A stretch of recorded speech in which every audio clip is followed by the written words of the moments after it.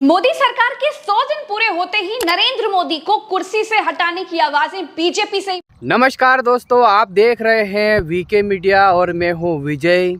तो दोस्तों, आज की इस वीडियो में रिएक्शन करने वाले हैं। आज की वीडियो देखने वाले हैं नरेंद्र मोदी, भारत के प्रधानमंत्री नरेंद्र मोदी जी के बारे में।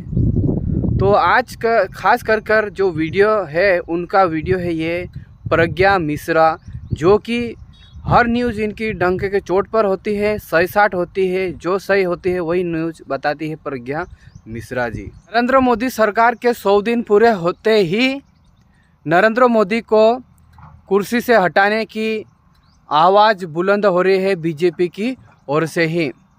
नितिन गडकरी ने मोदी सरकार के 100 दिन पूरे होने से एक दिन पहले ही उन्होंने विपक्ष के कंधे पर बंदूक तान कर पहली गोली तान दी है।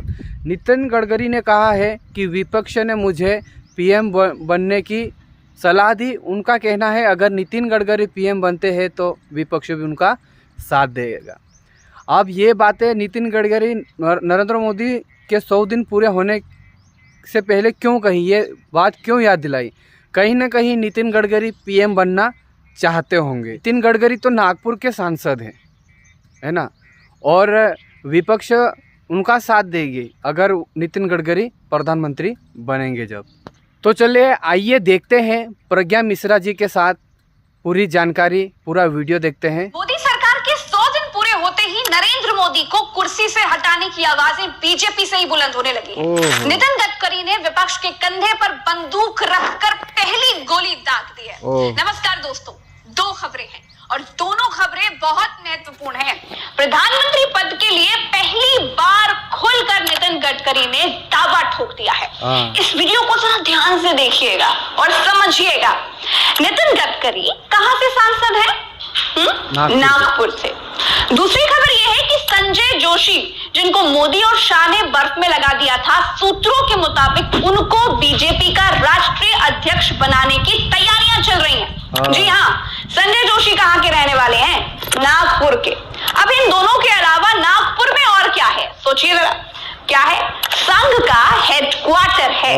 बीजेपी पर जिस जलवे जलाल के साथ गुजरात लॉबी ने कब्जा किया, अब उसके पतन का समय आ गया है। भाजपा की लगाम फिर से संघ अपने पास रखने की पूरी तैयारियां कर चुका है। अब इसको समझने के लिए सबसे पहले आप खबर के पहले हिस्से को समझिए और टाइमिंग पर जरा गौर कीजिएगा। नरेंद्र मोदी ने अपने सारे पुराने मंत्री पुराने मंत्रालयों के साथ रिपीट किए।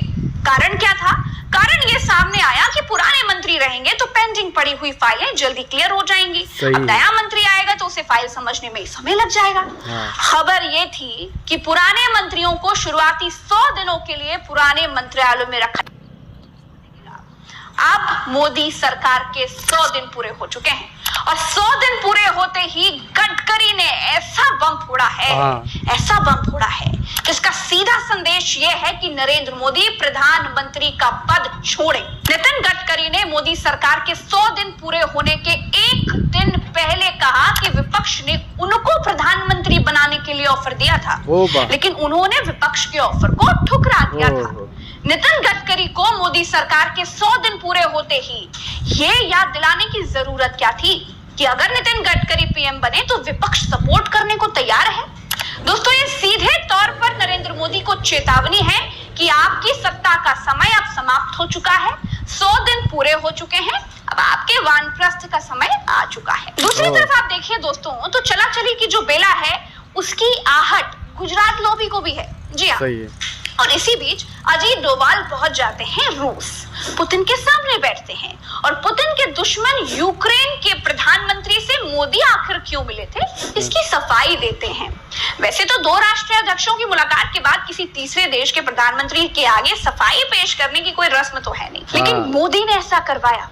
क्या पुतिन के आगे माफी जैसी सफाई इसलिए दी गई कि मोदी के सत्ता में न रहने के बाद उनके उद्योगपति दोस्तों के धंधे पर कोई प्रभाव न पड़े? मुख्य सुरक्षा सलाहकार अजीत डोभाल ने पुतिन से क्या कहा वो मैं आपको शब्दशः बताती हूँ। अजीत डोभाल ने कहा कि प्रधानमंत्री मोदी ने जैसा कि आपको फोन पर हुई बातचीत में बताया कि वो आपको यूक्रेन दौरे और जेलेंस्की से मुलाकात के बारे में बताना चाहते हैं। पीएम मोदी चाहते थे कि मैं खास तौर पर यहाँ आऊं और आपको इस बातचीत के बारे में बताऊं। डोभाल ने कहा, बातचीत बंद दरवाजों के भीतर हुई, सिर्फ दोनों नेता थे, उनके साथ 2 लोग थे, मैं भी वहां पर पीएम के साथ था, उस बातचीत का साक्षी मैं भी रहा। दोस्तों, कहानी की तीसरी तस्वीर देखिए। बीजेपी आज की तारीख में अध्यक्ष विहीन है। आज की तारीख में बीजेपी का अध्यक्ष कोई नहीं है। ऐसा कभी नहीं हुआ कि इतने लंबे समय तक बीजेपी अध्यक्ष विहीन रही हो, बीजेपी के अध्यक्ष का पद खाली पड़ा रहा हो। बीजेपी के भीतर अध्यक्ष पद को लेकर के भी लड़ाई चल रही है। सूत्र कह रहे हैं कि संघ मोदी शाह के धुर विरोधी संजय जोशी को बीजेपी का राष्ट्रीय अध्यक्ष बनाना चाहता है। वही संजय जोशी जिनकी एक सीडी मार्केट में आई थी। कहते हैं कि वो सीडी भी एक साजिश ही थी। उसके बाद मोदी के दबाव के बाद संजय जोशी से इस्तीफा ले लिया गया था। अब संघ उन्हीं संजय जोशी को बीजेपी का अध्यक्ष बनाना चाहता है।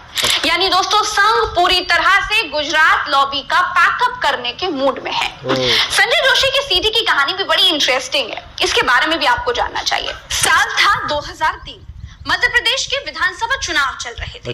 उमा भारती के नेतृत्व में बीजेपी ने कांग्रेस को सत्ता से बेदखल किया था। चुनाव के बाद उमा भारती मध्य प्रदेश की महिला मुख्यमंत्री बनी, लेकिन इस पद पर वो ज्यादा दिनों तक टिक नहीं पाई। अदालत से उनके नाम का वारंट जारी होने के बाद उन्होंने कुर्सी छोड़ दी थी। बीजेपी ने बाबूलाल गौर को मुख्यमंत्री बनाया। अदालती मामला खत्म होने के बाद उमा भारती फिर से सीएम बनाए जाने की मांग करने लगी। इसके लिए वो विद्रोह पर उतारू हो गई। बीजेपी को उनका ये तेवर पसंद नहीं आया। फिर उन्होंने शिवराज सिंह चौहान को मुख्यमंत्री बनाने का फैसला कर लिया, लेकिन ये इतना आसान नहीं था। तब जानते हैं, पिक्चर में एंट्री हुई थी संजय जोशी की, जो उस समय मध्य प्रदेश बीजेपी के संगठन महामंत्री थे। संजय जोशी ने शिवराज सिंह चौहान की ताजपोशी तो कराई ही, उमा भारती की बीजेपी से विदाई में भी अहम भूमिका निभाई थी। ये बात और है दोस्तों कि इसके बाद वे राजनीति में ज्यादा समय तक सक्रिय नहीं रह सके। एक सेक्स सीडी ने उनका राजनीतिक करियर ही खत्म कर दिया। आगे चलकर उन्हें इस मामले में क्लीन चिट मिल गई, लेकिन सक्रिय राजनीति में उनकी वापसी नहीं हो पाई। सीडी कहां से आई, किसने बनाई, ये किसी को नहीं पता। 2005 में मुंबई में बीजेपी के राष्ट्रीय अधिवेशन से ठीक पहले संजय जोशी के कथित सेक्स स्कैंडल की ये सीडी सामने आई थी। इसके आते ही देश की राजनीति में कोहराम मच गया था।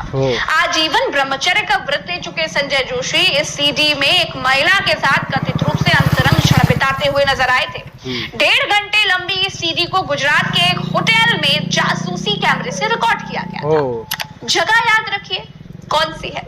गुजरात। आपको समझने में आसानी होगी, इसीलिए बता रही हूँ। खैर, कहा जाता है कि इसे गुजरात से एक कुरियर कंपनी के जरिए पूरे देश में भेजा गया था। इस पर एमपी नगर भोपाल की कुरियर कंपनी का पता भी लिखा था। संजय जोशी इस सीडी अटैक से हतप्रभ रह गए थे। कुछ दिनों के बाद उन्होंने खुद मध्य प्रदेश पुलिस को इसकी शिकायत की और मामले की जांच करने की मांग की। तत्कालीन डीजीपी स्वराजपुरी ने सीआईडी और अपने एक विश्वास पात्र आईजी को इसकी जांच की जिम्मेदारी सौंपी थी। आईजी को साइबर क्राइम के मामलों का एक्सपर्ट माना जाता था। केवल 20 दिनों के अंदर ही इस मामले की जांच पूरी हो गई और सीआईडी ने संजय जोशी को क्लीन चिट दे दी। जांच रिपोर्ट में कहा गया था कि जोशी ने जो सीडी पुलिस को दी थी, उसके साथ छेड़छाड़ किया गया था। तो कुल मिलाकर दोस्तों, संजय जोशी का कद गुजरात में बढ़ता देख उनको ठिकाने लगाया गया था। अब आप पूछेंगे कि गुजरात में उस समय किसकी सरकार थी? गुजरात में किन 2 नेताओं को संजय जोशी के बढ़ते कद से दिक्कत थी? तो उसके लिए ना आपको गूगल कर लेना चाहिए।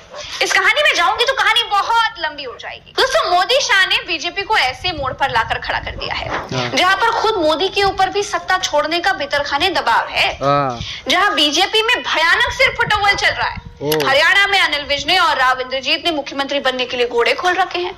महाराष्ट्र में अलग तरह की लड़ाई है। उत्तर प्रदेश में गुजरात लॉबी योगी को निपटाना चाहती है। संघ बीजेपी में अपना राष्ट्रीय अध्यक्ष बनाना चाहती है और गडकरी प्रधानमंत्री बनने की इच्छा पाले हुए हैं।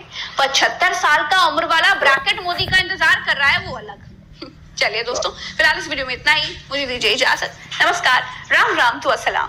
तो ये थी वीडियो प्रज्ञा मिश्रा जी की। उन्होंने पूरी जानकारी बताई, पूरी बातें सुनाई, आपने सुने देखे। तो दोस्तों, कहीं ना कहीं से अगर नितिन गडकरी नरेंद्र मोदी का साथ छोड़ दिए और विपक्ष का हाथ अगर उन्होंने पकड़ लिया तो नरेंद्र मोदी को कुर्सी से हटना ही पड़ेगा, इस्तीफ़ा देना पड़ेगा, है ना। इसलिए नितिन गडकरी कहीं ना कहीं से सांकेतिक मैसेज तो दे रहे हैं कि वो प्रधानमंत्री बने, मोदी को हटाए प्रधानमंत्री पद से और नितिन गडकरी बने पीएम। अगर नितिन गडकरी बनते हैं पीएम तो विपक्ष भी उनका सपोर्ट करेगी, है ना। और बाकी तो बहुत सारी बातें हैं जो सामने आती हैं, लेकिन एक बात ये भी है कि गठबंधन की सरकार तो गठबंधन होती है, एक जैसी सरकार नहीं होती, मनमानी नहीं चलती है। पहले जो नरेंद्र मोदी की जो सरकार थी पहले वो एक तरफा थी, अभी एनडीए की सरकार बनी, इनकी गठबंधन सरकार है। अभी चंद्रबाबू नायडू ने साथ छोड़ा तो भी नरेंद्र मोदी को हटना पड़ेगा, उधर नीतीश कुमार ने साथ छोड़ दिया तो भी कुर्सी घाटे में, नुकसान ही है मोदी जी का, और नितिन गडकरी ने इधर हो गया तो फिर भी नुकसान ही है। इसलिए नरेंद्र मोदी अभी घबराते भी हैं, सांसद भवन में भी हर जगह सबसे पूछ के ही काम करना पड़ता है, क्योंकि ये गठबंधन होता है, खुद का होता है ना। वो बोलते हैं ना, पार्टनरी का धंधा पार्टनरी जैसा ही होता है और खुद का खुद होता है, मन मर्जी, जैसा चाहो वैसा चलाओ, है ना। तो वीडियो कैसी लगी, अगर अच्छी लगी हो तो लाइक करिएगा, चैनल पर पहली बार आए तो सब्सक्राइब जरूर करिएगा। धन्यवाद।